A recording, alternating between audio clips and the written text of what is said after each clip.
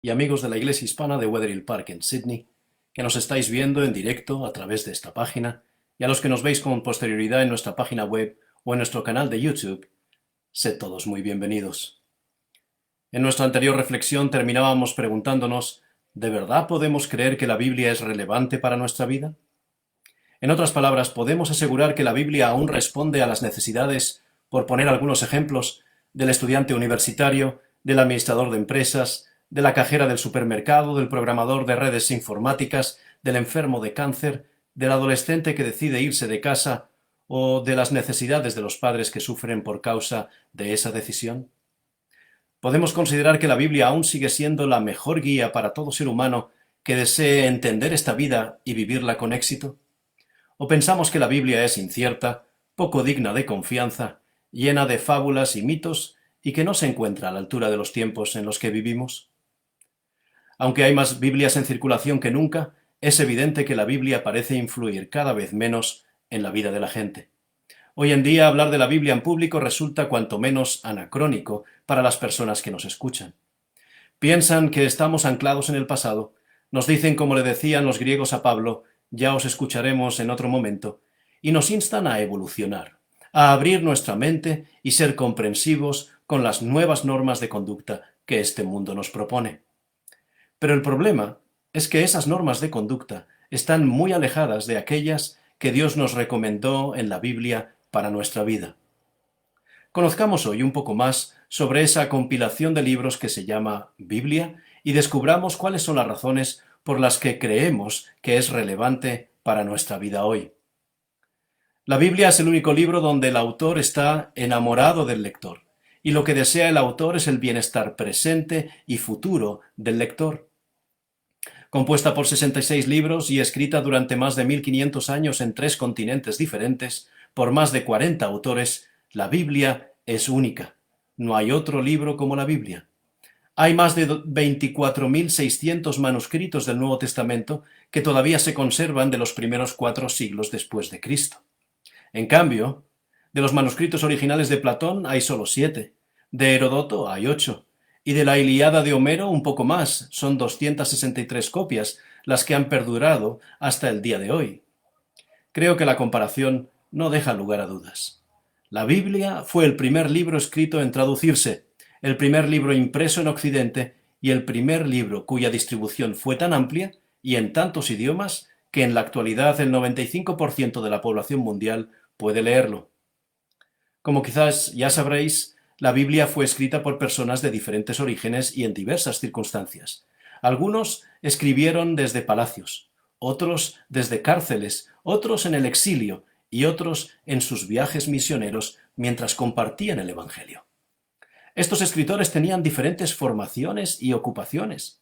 Algunos, como Moisés, estaban destinados para ser faraones, o como Daniel a ocupar cargos ejecutivos. Otros, en cambio, eran simples pastores. Algunos eran muy jóvenes y otros bastante mayores. Pero, a pesar de estas diferencias, todos tenían algo en común.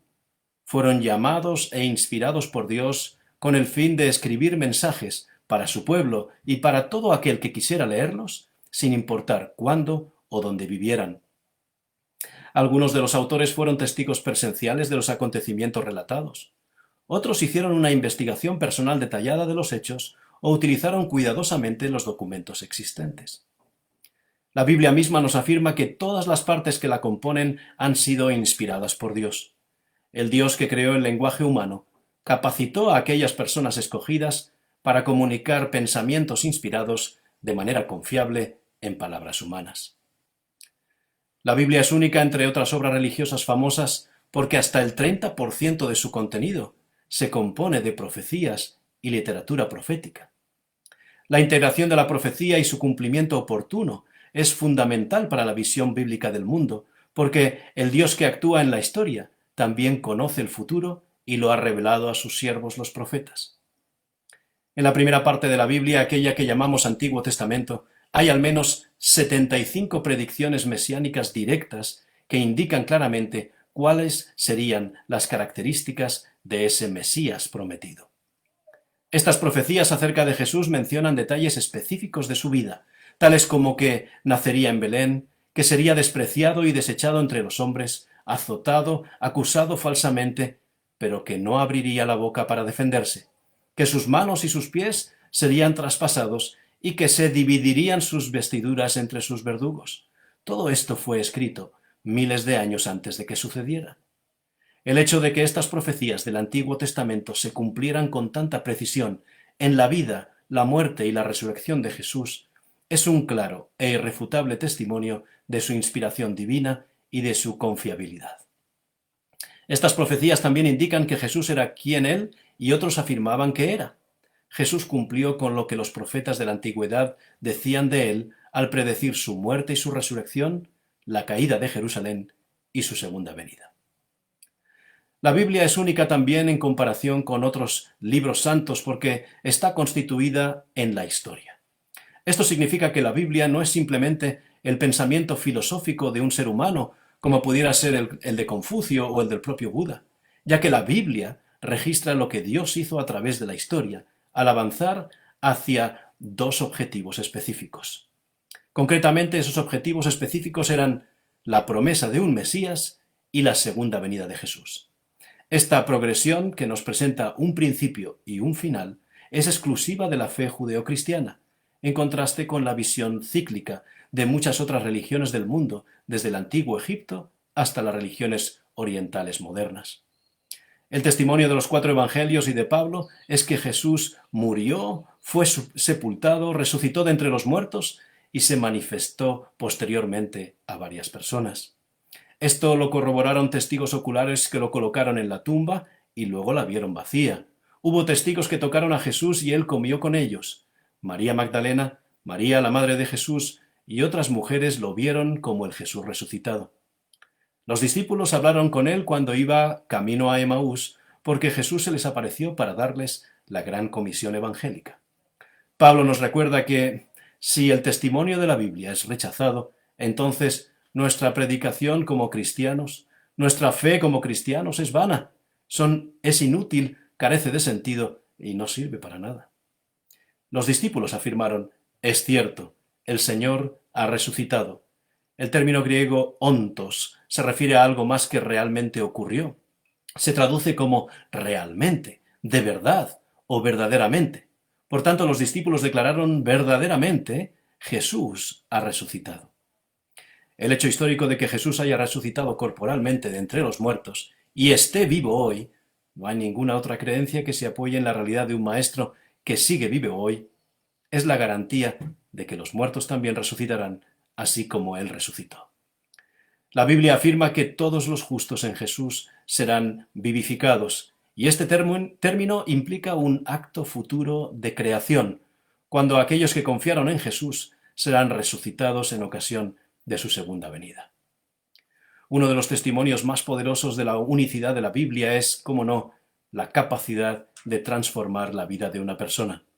Es la puesta en práctica de las enseñanzas y recomendaciones de la Biblia la que revela nuestra verdadera naturaleza humana y nuestra necesidad de llenar ese vacío interior del que hablábamos unas semanas atrás. Un libro único como la Biblia, instaurado en la historia, imbuido de profecía y con el poder de transformar vidas, también debe interpretarse de una manera única. No puede interpretarse como cualquier otro libro, ya que la Biblia debe entenderse a la luz de un Jesús que prometió el entendimiento a través de su Espíritu para guiarnos en su estudio a toda la verdad. La Biblia, como revelación de la verdad de Dios, contiene sus propios principios internos de interpretación. Estos principios los encontramos o los podemos encontrar al estudiar de qué manera los escritores bíblicos utilizaron la Biblia y cómo se guiaron por ella misma, mientras permitían que ésta se interpretase a sí misma. Hasta aquí hemos observado que la Biblia es un libro único por historia, por profecía, por la capacidad de transformar vidas y por su coherente interpretación interna. Pero la Biblia es fundamentalmente única porque ningún otro libro, ninguna otra forma de presentar, vivir y entender la vida nos da la esperanza que nos ofrece la Biblia. ¿En qué o en quién tenemos puesta nuestra esperanza? El profeta Jeremías nos dice: maldito aquel que confía en el hombre, que pone su confianza en la fuerza humana, mientras su corazón se aparta de Dios. El desaliento, el desánimo y la desesperación se ha apoderado rápidamente de la gente en este tiempo incierto en el que estamos viviendo. Además de ello, nuestras crisis personales, nuestros momentos cuando no vemos una solución que nos dé esperanza en el futuro, pueden llegar a ser el resultado, entre otras causas, de enfermedades crónicas, emergencias financieras o quizás la pérdida de nuestros seres queridos. Muchas personas, por otra parte, se sienten abrumadas por los desastres naturales que producen los terremotos, los maremotos, los huracanes cíclicos, las erupciones volcánicas o las siempre inesperadas inundaciones. La Biblia es el único libro que nos ofrece esperanza en el presente y en el futuro. Además, es una esperanza múltiple. Esperanza de libertarnos de esta tendencia constante a hacer el mal. Esperanza de recibir la protección de Dios cuando la vida se pone difícil para todos. Y esperanza de vivir una vida mucho mejor que la que vivimos ahora. Ese es el tipo de esperanza múltiple que la Biblia nos propone. No hay nada en este mundo que nos dé esperanza en el futuro. Un futuro cada día más incierto, cada semana más impredecible y cada mes más desalentador. ¿Cuán importante creéis que es la esperanza para la vida? Los buenos cirujanos afirman que aquellos que requieren cirugía del corazón necesitan esperanza, y afirman que la esperanza es la medicina que puede curar casi cualquier dolencia. Sí, así es. La esperanza es vital para el ser humano, y nosotros no podemos perder la esperanza, aunque sea lo último que se pierde. El doctor Harold Wolf, profesor de medicina en la Universidad Cornell de Estados Unidos y profesor asociado de psiquiatría, dijo recientemente: la esperanza, la fe y un propósito definido en la vida constituyen una excelente medicina. Esta es una conclusión que hemos comprobado a través de experimentos científicos meticulosamente controlados, afirma el doctor. El problema del ser humano es que normalmente su esperanza suele apoyarse en promesas humanas. Encontramos un ejemplo en los prisioneros de guerra que se aferraron a la promesa del general MacArthur, cuando les dijo: volveré, y ellos esperaron diariamente el cumplimiento de esa promesa. Y el general regresó y los rescató. La esperanza ciertamente les mantuvo vivos, pero ¿podía el general MacArthur conocer el futuro? ¿Podría haber incumplido su promesa si, a pesar de su firme convicción de cumplirla, hubiera ocurrido algo en su vida que le hubiera impedido cumplir esa promesa? La única esperanza segura es aquella que está basada en nuestra confianza en Dios. La Biblia nos ofrece esperanza a través de centenares de promesas que encontramos en ella. No son promesas humanas, sino que son promesas divinas que se cumplieron o que se cumplirán con absoluta seguridad. Eso mismo afirma Pablo cuando les escribe a los creyentes que vivían en Roma en su capítulo 15, versículo 4. Dice Pablo: porque las cosas que se escribieron antes, para nuestra enseñanza se escribieron, a fin de que, por la paciencia y la consolación de las Escrituras, es decir, de todo lo que está escrito en la Biblia, tengamos esperanza. La Biblia afirma, y nuestra conciencia lo confirma, que todo ser humano sabe, en forma inherente, cuándo está haciendo algo que no es lo correcto. No hace falta que nadie se lo diga. Por otra parte, existe otra realidad, que es que todo ser humano puede morir en cualquier momento o cuando llegue la vejez. El único libro que nos explica por qué razón tenemos conciencia o por qué morimos es la Biblia, cuando afirma que la primera y principal causa de la existencia de la muerte es la existencia del mal.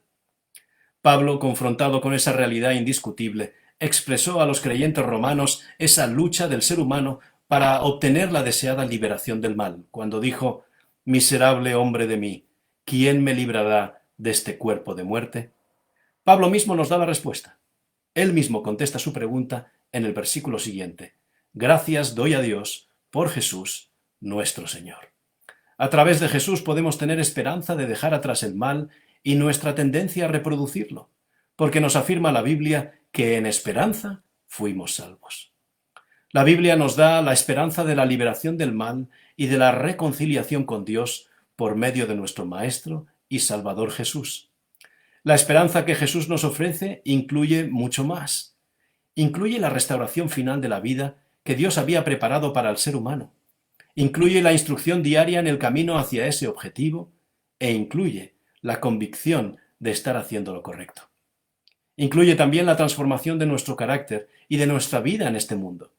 Incluye la remisión de nuestros errores y ese nacer de nuevo a lo espiritual, disfrutando de un gozo y una paz que nada ni nadie en este mundo nos puede dar. Nos cuenta la Biblia acerca de un paralítico que estaba en el estanque de Betesda y que había estado enfermo durante 38 años cuando Jesús se encontró con él. Este paralítico ciertamente había perdido toda esperanza. Cuando Jesús le preguntó si quería ser sano, aquel paralítico le dijo: «Señor, no tengo quien me ayude». Aquel hombre confiaba hasta ese momento solamente en la ayuda humana que nunca recibió. Jesús fue el único que le dio esperanza. Depositando toda su fe en Jesús, aquel paralítico se levantó y empezó a vivir una nueva vida. Yo me pregunto, ¿nos parecemos nosotros a ese paralítico? ¿Hemos estado tratando de cambiar nuestra vida por nosotros mismos, esperando en vano que alguien nos ayude a cambiarla? ¿O estamos dispuestos a depositar nuestra esperanza en Dios? Quizás conozcamos a alguien que está luchando sin éxito para cambiar su vida, para vencer una adicción o para recuperar la esperanza en el futuro que cada día parece más incierto. Las siguientes recomendaciones pueden dar esperanza a todos aquellos que desean cambiar su vida, luchan frente a una adicción, cualquiera que ésta sea, o desean recuperar la confianza en el futuro. Número 1. No podemos cambiar nuestra vida, vencer esa adicción o recuperar la esperanza en el futuro apoyados solamente en nuestras propias fuerzas. Número 2. Dejemos a Dios actuar en nuestra vida, porque cuando sometemos nuestra voluntad a Dios, unimos nuestra debilidad con su fortaleza. Número 3. Al examinar nuestra vida, hagamos un cuidadoso y valiente inventario real de nosotros mismos. Número 4. Tratemos de reconocer nuestros defectos de carácter, pero no solo los que nos causan problemas. Y número 5. Admitamos nuestros errores ante Dios, ante los demás y ante nosotros mismos. Solo así empezaremos a cambiar las cosas en el presente y la manera de afrontarlas en el futuro. De esta manera, la esperanza de que lograremos cambiar nuestra vida, de recuperarnos de cualquier adicción y de esperar un futuro diferente, no dependerá solamente de nosotros, y esta certeza nos ayudará a sobreponernos a todos los obstáculos que nos encontremos por el camino. Esta esperanza será entonces la esencia de aquello que ahora está de moda llamar resiliencia. De todos modos, no debemos olvidar que, aun y cuando comencemos una nueva etapa dejando que Jesús guíe nuestra vida, podemos fallar y repetir los mismos errores una y otra vez. La diferencia entonces está en que la Biblia afirma que podemos decirnos a nosotros mismos: todo lo puedo en Jesús, que me fortalece. No que soluciona todos mis problemas, sino que me fortalece para superarlos. La Biblia afirma que 7 veces cae el justo y 7 veces vuelve a levantarse. A esto le llamo yo resiliencia. Juan, en el capítulo 2 y versículo 1 de su carta, alienta con estas palabras a todo aquel que quiera leerle, a todo cristiano, a todo ser humano que desee cambiar su vida, que desee dejar atrás sus adicciones o que simplemente quiera ver su futuro con esperanza. Dice Juan: hijitos míos, estas cosas os escribo para que no erréis en el blanco, y si alguna vez hubierais errado, abogado tenemos para con el Padre, a Jesucristo el justo. Aunque fallemos, aunque fracasemos o aunque nos sintamos desesperanzados, la Biblia afirma que tenemos la promesa de que podemos levantarnos de nuevo. Jesús nos entiende porque fue hombre como nosotros, y aunque fue tentado, nunca erró en el blanco, nunca cometió pecado. Jesús es por ello nuestro abogado y nuestro mediador. La Biblia nos dice que podemos vencer gracias al poder de Jesús. Pablo afirma en su carta a los creyentes de Roma: antes, en todas estas cosas somos más que vencedores por medio de aquel que nos amó. Todo el capítulo 8 de Romanos es muy alentador. Os animo a leerlo esta tarde o cuando podáis en esta próxima semana. Vivimos en un mundo demasiado inseguro, lleno de tragedias, de terrorismo, de guerras y de rumores de guerras, de gente que desfallece y se angustia por el temor y la expectación de las cosas que están sobreviniendo a esta tierra, tal y como se nos dice en los evangelios de Mateo y de Lucas que ocurriría al final de los tiempos. ¿Hay entonces algún lugar seguro hoy en este mundo? La Biblia nos dice que sí. En ese excelente Salmo 23 del que hablamos en ocasiones anteriores, David nos recuerda: aunque ande en valle de sombra de muerte, no temeré mal alguno, porque tú estarás conmigo. Tu vara y tu cayado me infundirán aliento. No tenemos nada que temer mientras estemos conscientes de que Dios está con nosotros cuando nos encontremos en medio del dolor, de la perplejidad y de la frustración debido a este presente incierto que estamos viviendo. La Biblia utiliza las palabras «no temas» 365 veces, tantas como el número de días anuales. Interesante, ¿verdad? Finalmente, no hay mejor esperanza que la esperanza de vivir para siempre, sin estar condicionados por la muerte. Esa esperanza se hace realidad para nosotros cuando conocemos a Jesús. Él sabía que llegaría un momento en la vida que tanto tú como yo nos preguntaríamos: ¿realmente esta es la vida que Dios desea para nosotros? ¿Una vida llena de sinsabores, disgustos, enfermedades, dolor y muerte? El propio Jesús afirmó lo que encontramos en el capítulo 14 de Juan, versículos 1 al 3. No os preocupéis, no se turbe vuestro corazón. ¿Creéis en Dios? Creed también en mí. En la casa de mi Padre muchas moradas hay. Si así no fuera, yo os lo hubiera dicho. Voy pues a preparar lugar para vosotros. Y si me fuere y os preparare lugar, dice Jesús, vendré otra vez y os tomaré a mí mismo, para que donde yo estoy, vosotros también estéis. Notemos la última parte de su promesa. Dice: ¿acaso tal vez volveré otra vez? ¿O no estoy seguro, me lo voy a pensar? No. Jesús declaró con toda la fuerza y la honestidad de su carácter: vendré otra vez. No hay ninguna duda de que volverá.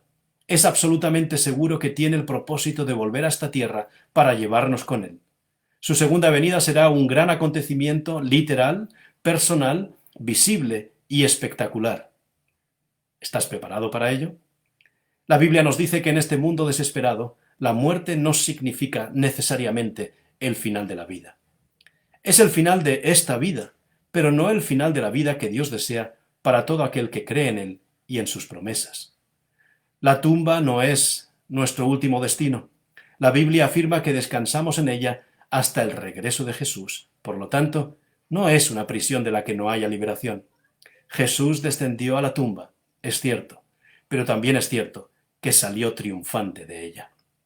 La Biblia es el único libro que nos ofrece una esperanza que va más allá del deseo de vivir por siempre.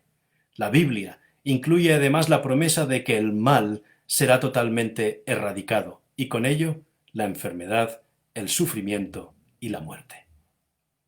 El ser humano no conoce lo que ocurrirá en el futuro, pero las promesas de Dios que se encuentran en la Biblia nos dan esperanza. Incluso en medio del sufrimiento, la enfermedad, la incertidumbre y el dolor que experimentamos diariamente, podemos tener la seguridad de esa esperanza. La Biblia, esa carta que nos envió Dios para que entendamos su carácter y conozcamos el plan que tiene para todo ser humano, nos provee la esperanza que necesitamos hoy, mañana y siempre. Que el Señor te bendiga abundantemente en esta semana.